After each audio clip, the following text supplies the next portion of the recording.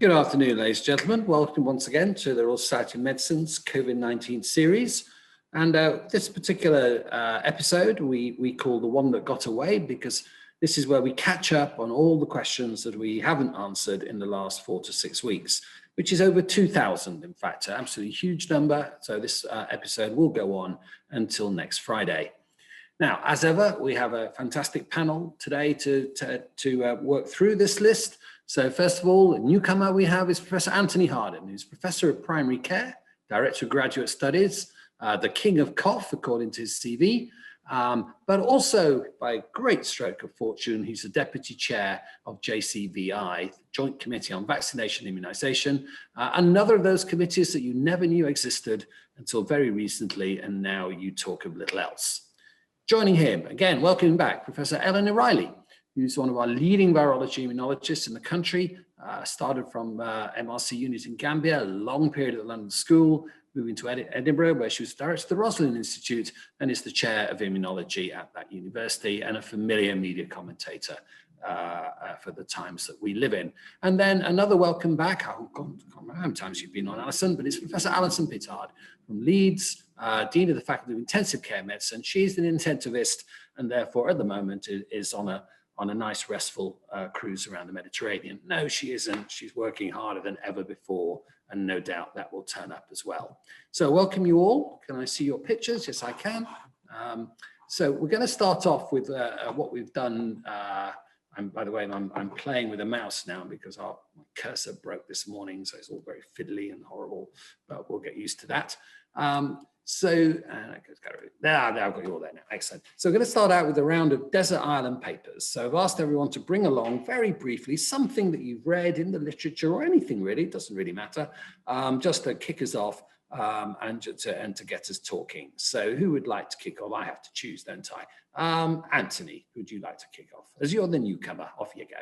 Thanks, Simon, for that. And thank you for inviting me onto this series. When I'm not doing JCVI, one of my other roles is Director of Graduate Studies in our department and primary care in the University of Oxford.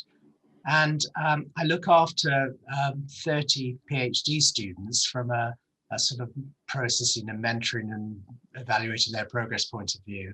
And one of our DPhil students last year wrote an article which was absolutely incredible because it got altimetrics of 15,000, including 28,000 tweets, and it appeared in 196 news outlets. And that was basically an article about whether 2 meters or 1 and what the evidence for physical distancing is in COVID. And he inserted in this article, quite interestingly, that the 1 and 2 meter rules came from a mid-19th century, early 20th century notion of 2 droplet sizes based on coughing into agar dishes and looking at hemolytic strep. And so really quite outdated. And then he went to look at the literature in the study and showed that actually measles and varicella often, which are respiratory infections, often transmit more than 2 meters. And actually studies of COVID can show that COVID can transmit up to 4 meters. So they reviewed a WHO Commission report, systematic review, which seemed to suggest a sort of 12.8% transmission risk at 1 meter and 2.6 at greater than 1 meter. But they really made the case in this study that actually there were so many other factors like hot breath gas, force of admission, patterns of airflow, ventilation, viral load, duration of exposure, susceptibility of the individual, many others. And we needed a much more nuanced model.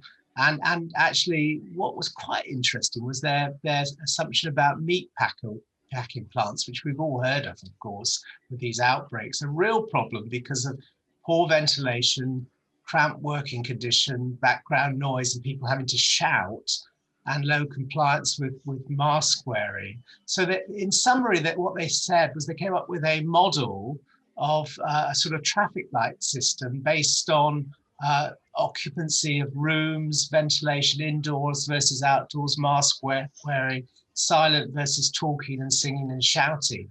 And actually, it's quite interesting if anyone actually looks at that paper in the BMJ of how they've done it. And it sort of led me finally just to reflect on that probably singing in indoor choirs is not a very good idea at the moment. And so it's a really interesting paper, Simon, and great credit to a DPhil student who's managed to produce such an article with such an impact in such a short space of time. So great credit to Nick. Well, who I'm sure is now utterly unbearable to work with. But I did say correctly, you are the king of cough, aren't you? And that has been, your research, much of your publication is on that. Sure. We do have a lot of journalists listening, and I can see them all poised over the pen, or they don't use pens anymore. So top JCVI says 4 meters is the minimum. Fortunately, you haven't said that, otherwise the country would come to a halt. But you have said it's very difficult. I should just also say my son got married earlier this year, and we brought in a little a tape to play some music. And we were told, oh no, the regulations say no music. And we had to say, I don't think that applies to tape music. They said, oh, it does. So we had to pull it out. He's a lawyer, thank God. And show, no, it doesn't. It means no singing. So we were allowed to play music. It took a while to convince them. Okay. I think, Simon, actually, just to round that off, I mean, there is a really important message from this, that actually vaccination, though is a way out, doesn't mean we should stop social distancing. And actually, physical measures such as described in this paper are still really important, even though you've been vaccinated. I have an awful feeling we'll come back to that. Okay, Eleanor, what have you got today? Hi, Simon, and thanks for having me back on. So I picked up on, it was actually a press release, we haven't seen the full paper yet, last week from Lilly, the American pharmaceutical company. And they've been conducting a randomized controlled trial of using human monoclonal antibodies as either a preventive treatment or a very early intervention in people who are highly vulnerable to COVID. And so what they've done is they've combined 2 monoclonal antibodies, both targeting the virus spike protein, and given them by intravenous infusion to highly vulnerable people as soon as they're diagnosed. So when they still have very mild or moderate symptoms and a positive test. We don't know what their definition of highly vulnerable is yet. That'll be one of the things that will come out. But nevertheless, they showed that in a trial of over 1,000 people, so over 500 people in the treatment group and 500 people in the placebo group, a 70% reduction in hospital admissions and complete prevention of death in those highly vulnerable individuals who got the antibody infusion within 3 days of a positive test. And that obviously is really, really interesting, because no matter how well these vaccines work and how quickly we roll them out, there will always be, unfortunately, a small group of people in the country for whom either the vaccine just doesn't work because they're severely immunosuppressed, or for some reason they're not able to have the vaccine. And if those people are going to remain at risk whilst this virus is still circulating. And knowing that we have something that can really nip their infections in the bud, I think will be a huge sense of relief to those people, and a great sense of relief to people like Alison who have to deal with the consequences. Now, in any preprint, there's always a big thing across the top that says terms and conditions apply, basically, don't they? That it hasn't been peer reviewed, et cetera, et cetera. Really? So how, is this really the greatest breakthrough since lunchtime, or should we be having a pinch of salt over our shoulder? I think it's significant. I think it's significant. The numbers are large. There's over 500 people in each that is group. Pretty good, actually. Yeah. There were, I think, 11 cases in the treatment group and 36 in the placebo group, and 10 deaths among the placebo group and none in the treated group. So these are getting towards numbers that I think we would be quite happy with.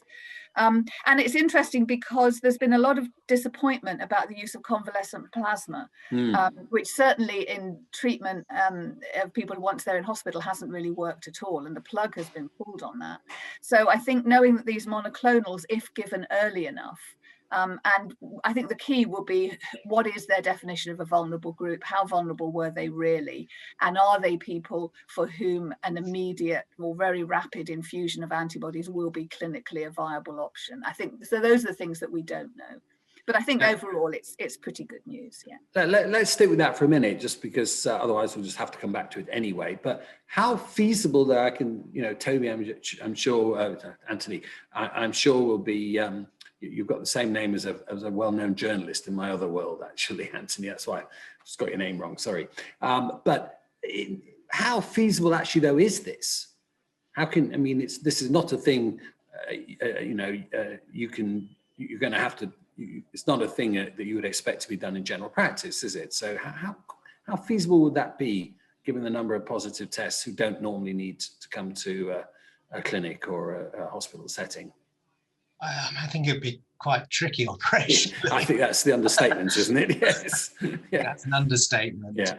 I think all these pharmacological interventions outside vaccine are really interesting, and clearly these are small numbers, but I need exploring further. There are certain groups of individuals which are hugely at risk, which may not be able to be vaccinated very easily, and so these particular groups need to be thought about quite carefully. I'm not an immunologist, but I believe that a number of them will fall into that particular category, and we're going to have to be very careful with this vaccine rollout in these particular individuals, and other methods by which we may offer them protection can only be welcome. So. Okay, so that's a cautious welcome, I think. I think. What about you, Alison? I imagine you're a bit more gung-ho about this. Yeah, one of the issues is, we see things if we relate it to sepsis. And by the time patients get into hospital and get into intensive care, all the sepsis interventions have failed. And that's because the intervention is too late. You're shutting the door after the horse has bolted. So being able to get patients early before the virus takes hold, I think would be fantastic. And yes, it might be organisationally difficult to coordinate such a thing. If you think about what's currently happening, coordinating the secondary care of patients with COVID and intensive care, we're managing that just. So if we didn't have to do that and we're treating patients earlier in the disease process, then one offsets the other. So I'd be really supportive of this as a development. Excellent. Now then, the camera's now on you. So what have you brought? I should have played Sleepy Lagoon. I forgot to play the signature tune. Anyway, what have you brought to the table? So I found an article somewhere that I've never heard of before, which is called the Public Library of Science. And this is peer-reviewed open access articles. And one of the things that we're struggling with at the moment in critical care is patients are refusing to be ventilated, which you may be surprised about, but there's a feeling amongst the public, and it has been reported in the press, that being intubated and ventilated kills you rather than it being the virus. And so this was a study undertaken in the States. It was a health system of 5 hospitals, including tertiary centres. And over about a 6-7 week period, they looked at over 1,000 patients who had been admitted with COVID. 164 of those ended up being ventilated. And then they looked at their outcomes and their mortality figures. So for those who were ventilated, about 42% died. And those that died tended to be older. So the median age was around 66 in that group compared to 55 in the patients who survived. And also in that group, they had higher initial D-dimer levels and higher peak ferritin levels. What they then did, and the way they manage their patients, is they try and avoid intubation at all costs. So the patients in their cohort who were being ventilated were very, very sick. And what they've done is looked at their mortality figures of ventilated patients and compared their results with other results around the country. And one of the some of the data that they have compared themselves to is our own ICNARC, our National Audit Programme. And in that cohort, they look at patients who have received advanced respiratory support, and that doesn't just include ventilated patients, invasively ventilated patients, but includes non-invasive ventilation and high flow oxygen as well. So that cohort won't be quite as sick as the American cohort, and the mortality figures were similar.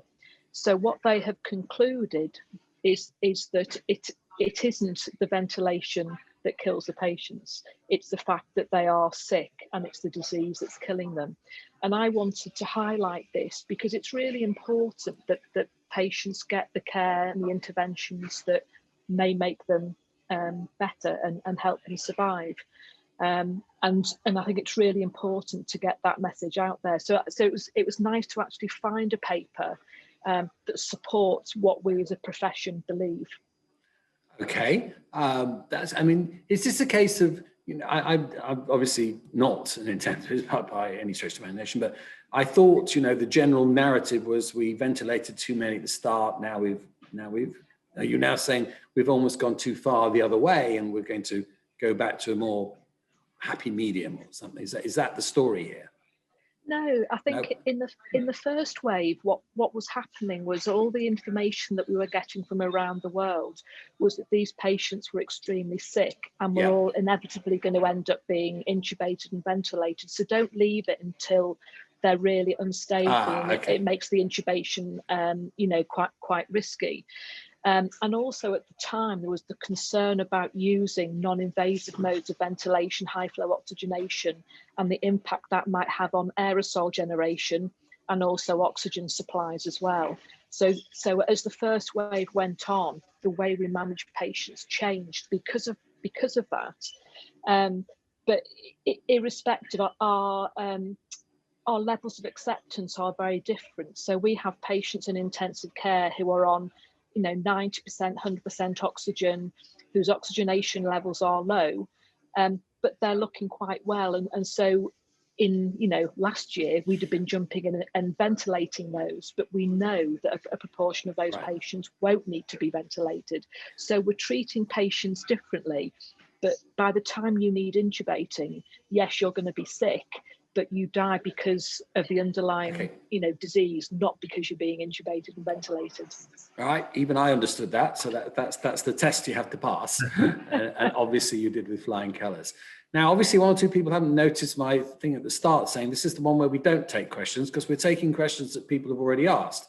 However, people have been asking questions, but never fear, they are indeed nearly all on the same topic, which was highly predictable. And indeed, this is where we're going to go to now because it is the topic of the day, probably more contentious and we've had lots of contentious issues actually, but this is the one.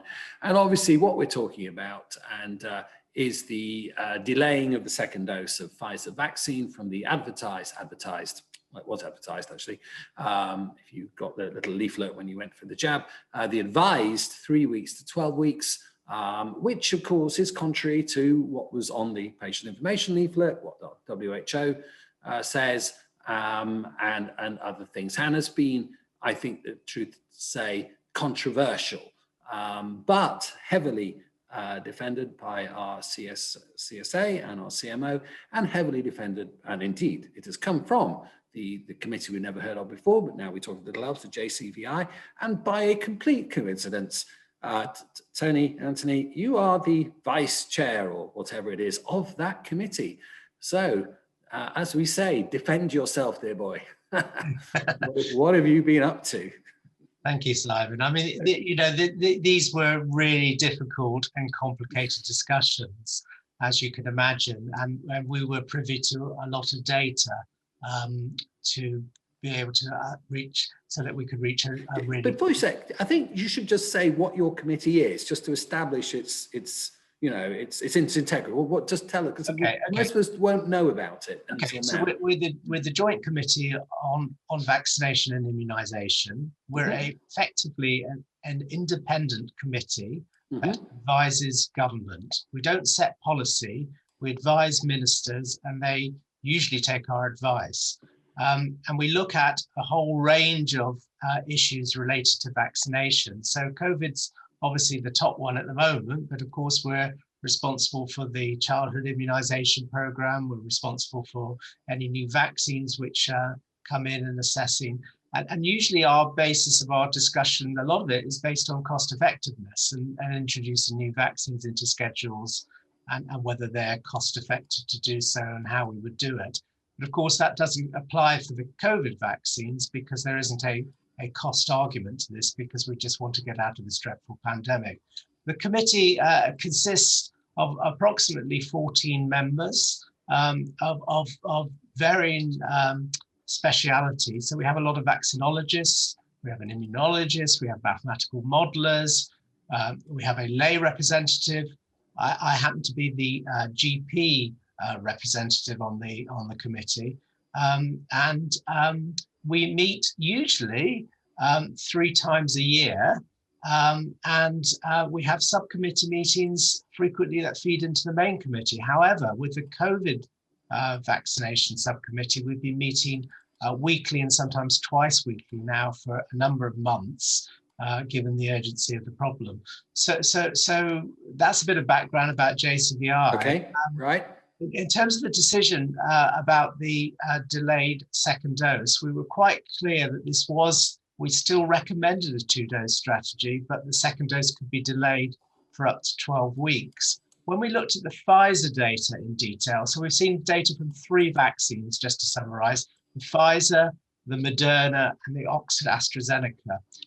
When we looked at the Pfizer data in detail, it became quite apparent that their effectiveness of the vaccine, quoted at 53% after 1 dose and 94% after 2 doses, was the 53 was based on an assumption that everybody that developed COVID immediately after the vaccine in the first 14 days was counted.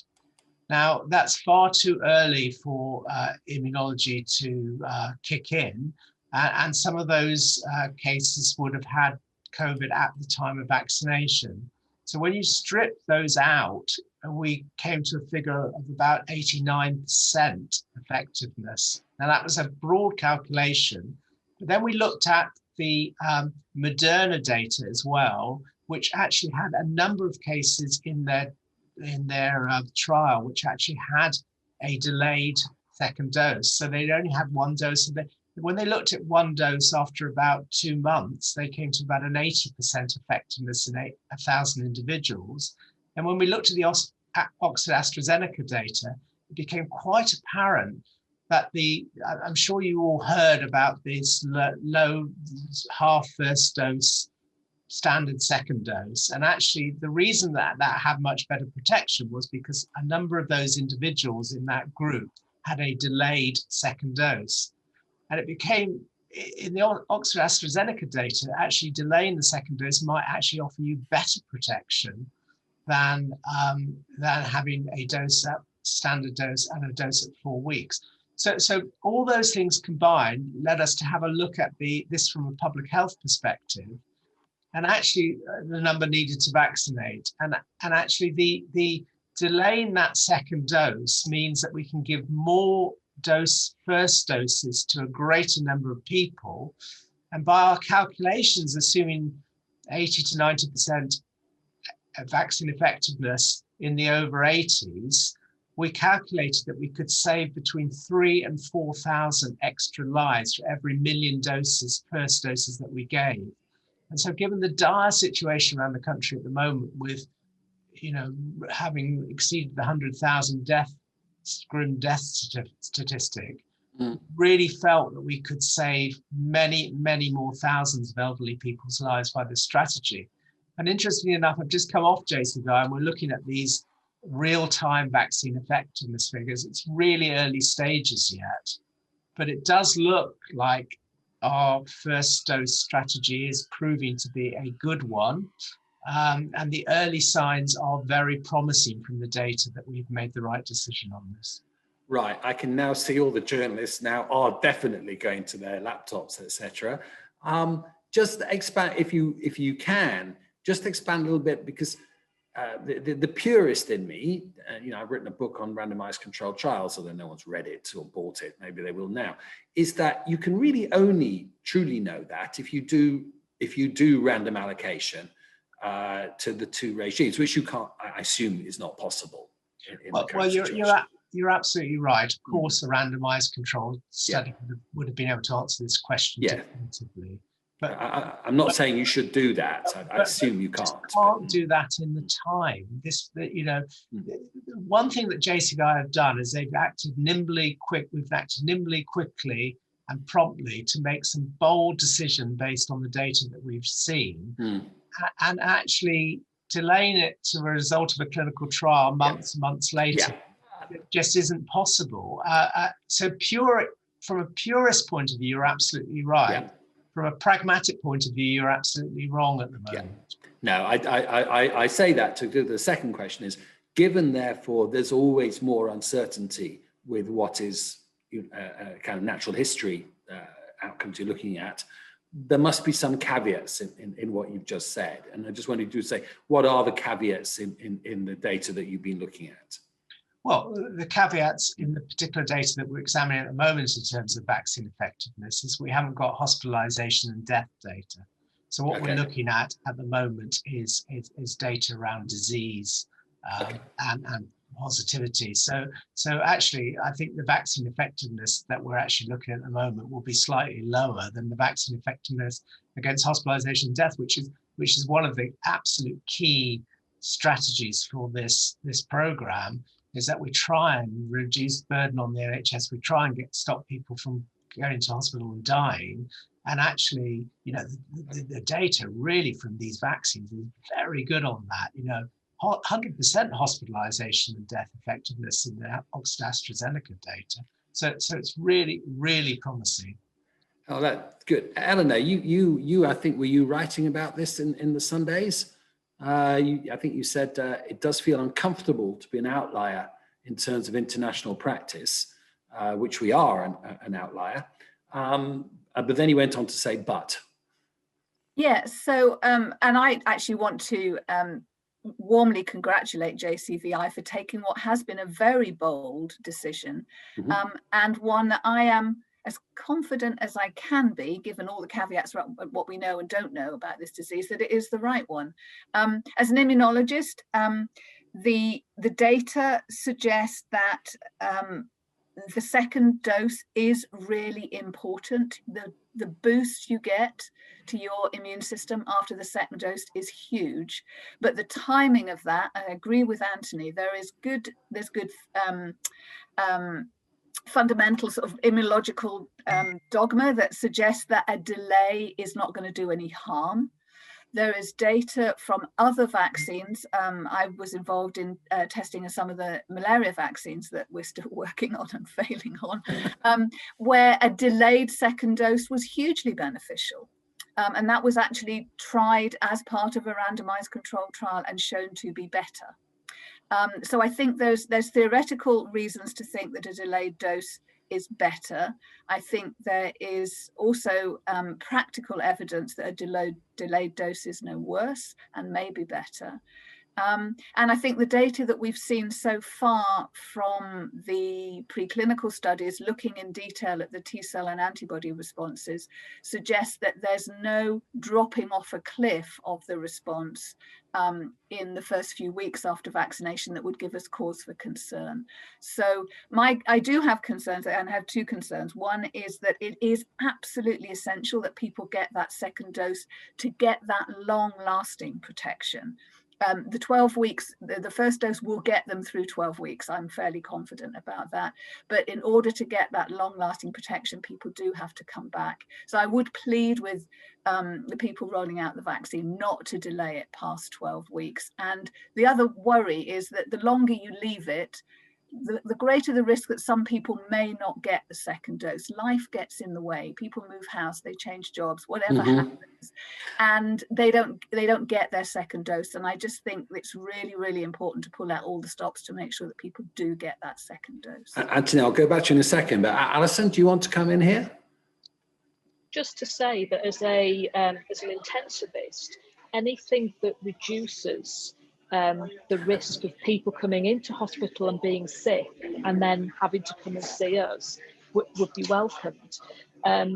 as a member of the public, when the change came in, I was really, really concerned because I'd had my first dose, knew that I was getting my second dose a few weeks after this announcement. And I was so disheartened. But I thought, you have to put one's trust in the experts, and we've had to do this through the whole thing. Why would people lie to us? Because we're all in this for the same aims and objectives. And I did go and look at the data, and as Anthony said, it's those first few weeks where people caught COVID when the vaccine wasn't having any impact. So I felt very reassured, and then was able to go to my local vaccination centre to help out after this announcement, where all the people coming in were concerned about the delays in their protection. And it was really, it was a fantastic experience to be able to share with them my understanding and reassure them. So I felt I was, doing my bit for the nation to try to do that. That's good and well taken. Now, I did have a question that was asked earlier, Darry, which has actually come from one of your colleagues. We don't know the names of who's asked these questions, but it says this was put in maybe a week or two ago. But it said there's been a massive drop in morale in ICU staff following the cancellation of the second dose.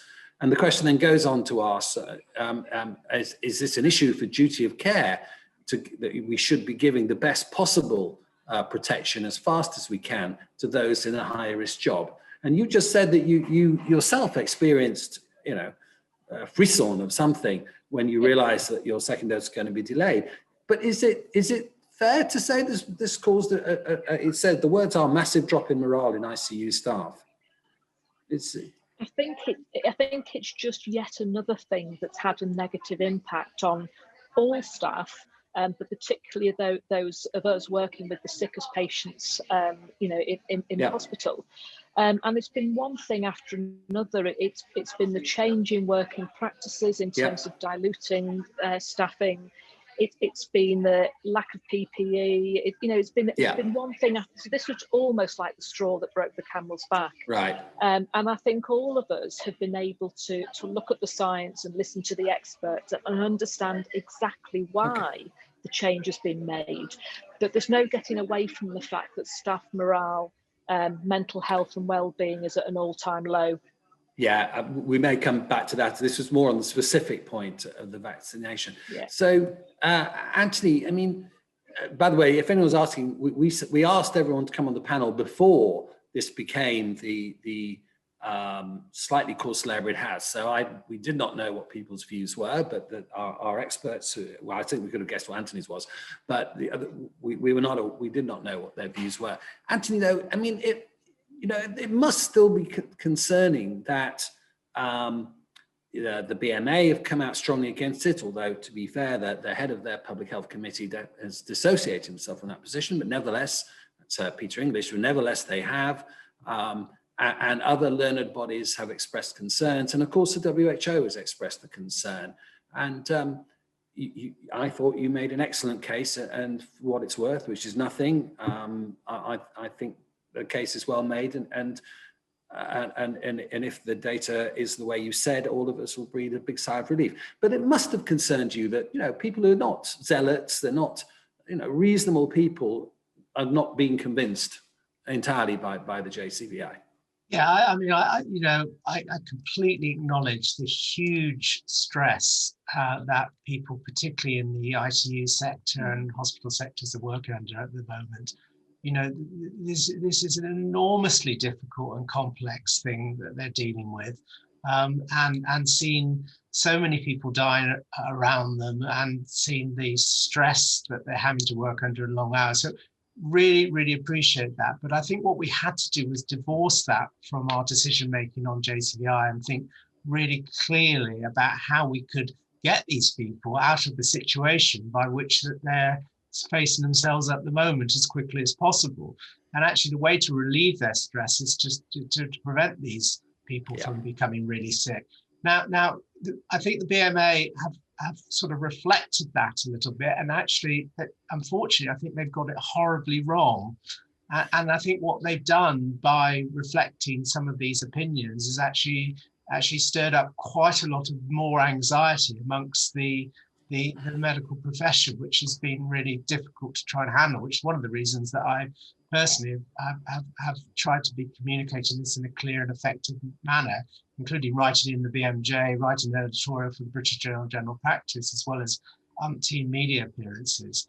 Now, I happen to know that the WHO are looking at this at the moment and looking very carefully, because there's a couple of WHO committee members that sit on JCVI, and looking very, very carefully at what the UK are doing. And my prediction will be, this is my personal prediction, that the WHO will actually come into line with what the UK are doing. And so I think that won't be too long before that happens. And so the more that we see that data reassuring us that we're making the right decision, the more likely it is that the WHO will come into line. So just to summarize, I really have got any intensivists that are watching, or anybody that's working in the hospital sector, I've really got great sympathy for you as individuals, and you are working really hard, but we've taken this decision on a really clear basis of the data and a population perspective. And I think it will turn out to be the right decision. I'm absolutely convinced it will turn out to be the right decision, but we are reviewing this every single week. I'm sure you are. Obviously, you will be relieved if that is the case, but also if that is the case, and I have no reason to believe it isn't at all, everyone will be relieved. And let's frame. I do hope that is how this plays out. I really do. Now then, okay. So now I want to stick with the subject of vaccine, and it is a direct follow-up from this issue, which is we had an excellent, magnificent show on vaccine hesitancy. And the first question really is that, which is and you've touched on it a bit actually, but we're in a perilous position. The rates of people who say they at the moment won't take the vaccine is actually lower than we thought it was going to be, but it's still too high. This particular argument, but there have been others as well. Whatever they do, if you were hesitating, will this have increased your confidence? Probably not. What do you think maybe I'll go on to Eleanor now and then back to you. What do you think are the things that we can do now? We didn't do as much as we should have done with Heidi because we did run out of time, as to the things that we should be doing to increase confidence in the program, because, again, the more people get vaccinated, people like us believe, the better will be the outcome for everyone. And what would you be doing now or saying to improve that situation? So I think the first thing to say is that it is perfectly understandable and perfectly okay to have questions. Yeah. And I don't think people who are hesitant or worried should be made to feel guilty about that. We have to accept that this is new, the disease is new, the vaccine is new, and people, we don't actually, as adults in this country, we don't get that many vaccines. It's changing a little bit now that the meningitis vaccines are coming through. But for a long time as an adult in this country, you didn't really get a vaccine. Vaccination was something we did to children. So there'll be a lot of people who haven't had a vaccination for a long time. And people are nervous about having injections, full stop. So, there are many, many reasons why people may be worried. And so I think the first thing is to say it's perfectly okay to be worried. It's perfectly okay to have questions. And it is our responsibility to answer those questions openly and transparently, to say, as Anthony very clearly did with the decision about 12 weeks, what we know, what that has led us to decide, what is our evidence base, and also to be just as open about the things that we don't know. So those are a couple of things. The other thing I say is that I think it's really important for people to understand risk, and people, as a human race, we're very bad at understanding risk. And I do hear people worried about what's the risk to me if I do have the vaccination.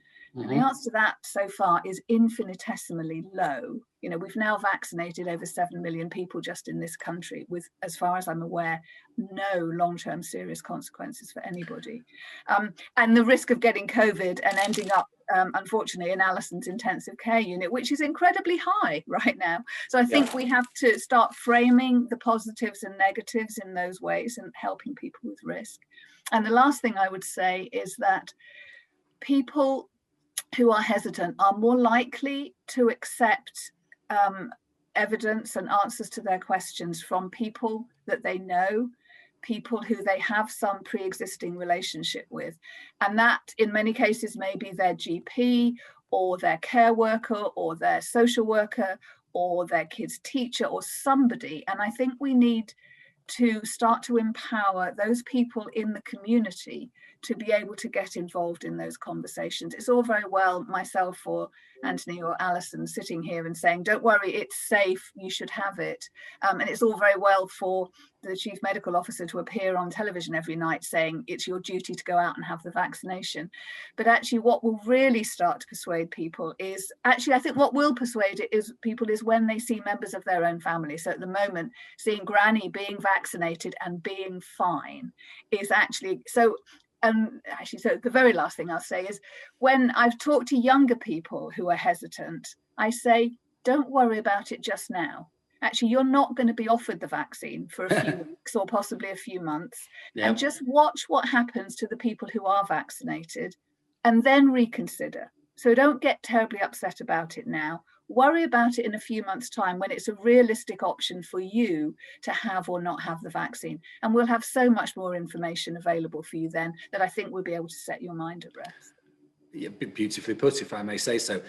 Just to stop people texting or doing whatever they're going to do, you said there are no long-term side effects. I mean, to be fair, it would be too early to pick those up, wouldn't it? I think what I said was as far as we know. As far as we know, yeah, okay. No long-term effects. Yeah. I'm not aware of any that have been have come so far. And we have now, and although we vaccinated many people, we don't have terribly long follow-up on those people yet. But we do have, 6-8 months of follow-up on tens of thousands of people in clinical trials. So we can't be 100% certain, but at the moment there are no warning signs that I'm aware of so far. Okay. Now, on that subject, we did talk about mandatory vaccines a couple of weeks ago, and there was a general feeling, certainly among the people on the panel we had then, that this was not at this moment a likely policy option, although it could be, and of course in many countries it is, but and this is for everybody, not for selected professionals, because already in medicine we have mandatory vaccines, as we all know, in certain jobs. But we never got onto the subject of vaccination passports, we should call them, because they're not immune passports. So I wonder if anyone would like to kick off a little bit on, because I personally think we may well go to vaccination passports, because it's a little bit more of a carrot than a stick, and you don't have to have them, but you may find it impossible to fly or go to watch Chelsea Football Club, which is what I want to do. You might think that's not a good goal for public policy, but I would like to be able to do that.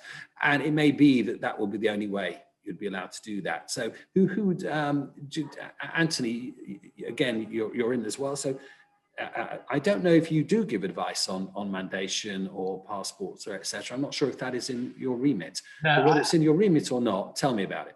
I think it's a political decision, actually. But the stance we've always taken on JCVI is being very much against compulsory vaccination. Mm-hmm. It doesn't really go with the spirit of what we do in the UK. I know in the States, for instance, you need to be vaccinated to be able to go to school. Yep. We've always managed to achieve very high coverage rates by confidently delivering a vaccine program. So when you talked in your last question about vaccine hesitancy, I prefer to talk about vaccine confidence and how we actually convey it. In terms of passports, I think it's highly likely that other countries around the world, some other countries around the world, are going to require vaccine passports to get in. So I think going out of the UK you may well need a vaccine passport.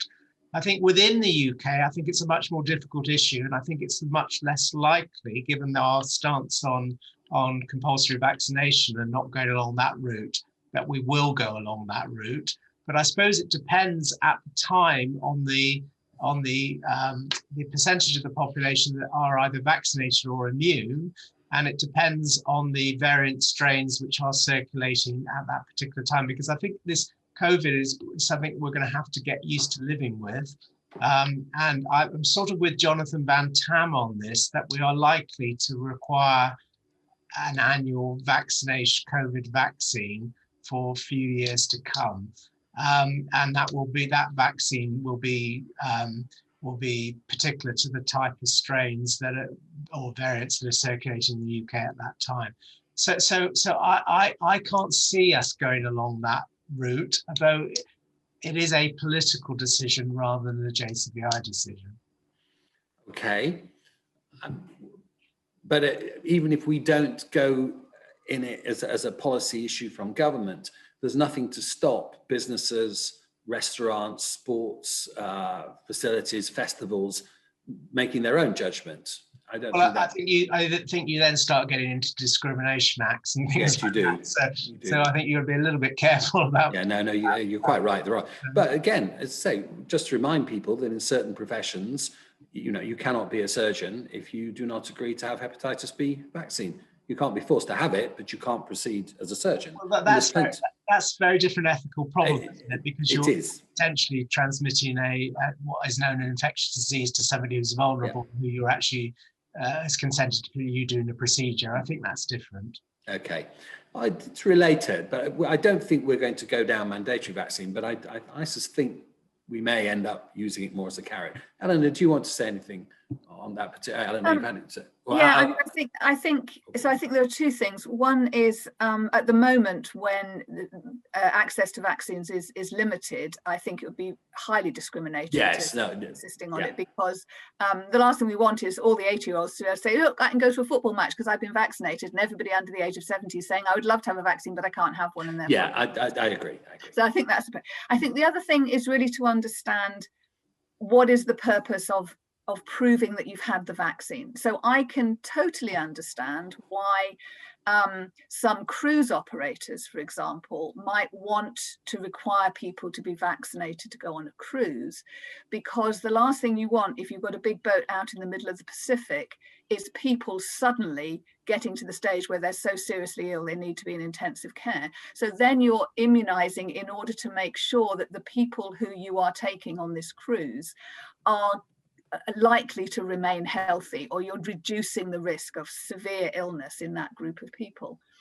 But the other reason you might want to is because you don't want those people who are coming on your cruise to infect everybody else.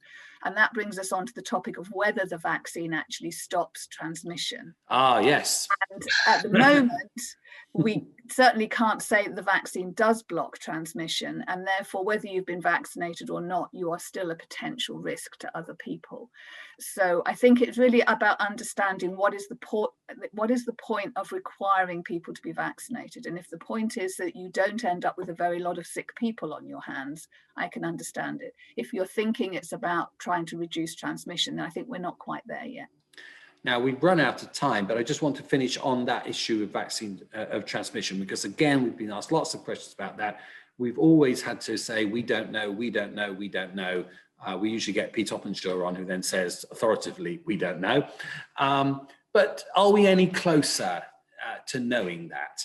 How is that looking? You've already expressed. So there have been some. I've got the betting details in front of me here, so that I can be right. So there have been several bits of data just in the last week or so, or last couple of weeks, that suggest that the vaccines don't completely block transmission, but are very likely to significantly reduce transmission. So Moderna and AstraZeneca have been following up people in their trials, getting them to take a swab test every week. And their data suggests that there's about a 60% reduction in asymptomatic cases. Wow. Okay. Israel have reported a 33% reduction in test positive cases 2 weeks after the first injection. Again, suggesting that there isn't a quick effect on infection per se.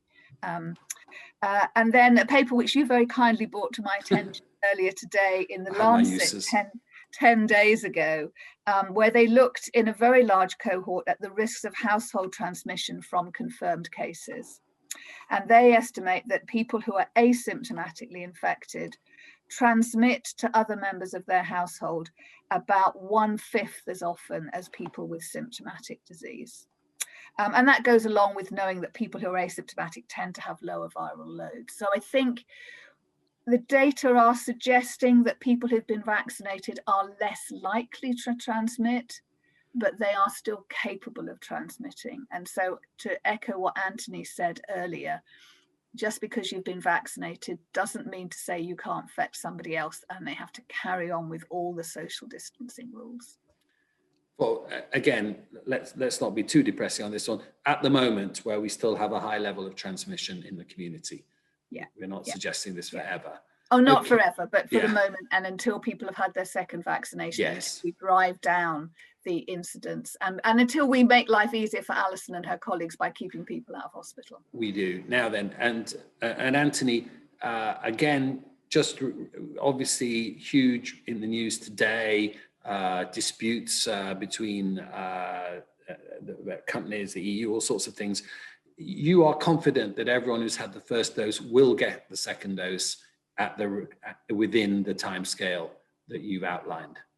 Well, that's certainly JCVI advice at the moment. So our advice is actually that people have the same vaccine, but we have said clearly that if that vaccine is not available, the same vaccine for the second dose, there's no theoretical reason why they couldn't have another vaccine, because all three of these vaccines which we have in the UK, well, we have two of them in the UK at the moment, one that's been approved, are against the spike protein of the virus. And so there's no theoretical reason why you couldn't mix vaccines. Now, I think I would like to say I think the government have been pretty good on this, actually, in terms of the way that they've stepped up the ordering, and they thought about this very, very early on in the whole seems like it process. And you've only got to look at what's happening in the EU at the moment, who seem to be a few steps behind us. That actually, so I think all our criticism of government, they probably should be congratulated on the way the vaccine task force has acted and the supply that we've actually got in this country at the moment. And we've got enough AstraZeneca, certainly. We've got enough Pfizer on order. I can't predict what's going to happen politically, but be reassured, we do still want people, as Eleanor said, to have that second dose to provide longer term protection, to possibly reduce transmissibility and all the other reasons that you need that second dose. Okay. But, Alison, you've been a bit quiet for a little bit. That's not your fault, obviously. As we finish, anything you'd like to add to what we've been saying? I think I'm still here. I think everybody is sort of, we're living in uncertain times. Everything's new. People are scared, and people have their own views. And I think being able to share those views in a not being criticised, because as Eleanor says, it's important to be able to go into this with your eyes open and to be confident. And the more questions that are raised, the more answers that are given, that information will be shared around, and slowly over time people will adopt the right decision for them and for the country as a nation. And ultimately we will come through this, and we will look back and we will learn from it. And so I think we all have to support each other, whatever profession, whatever we're doing. We're all in this together, and we'll all get out of it together.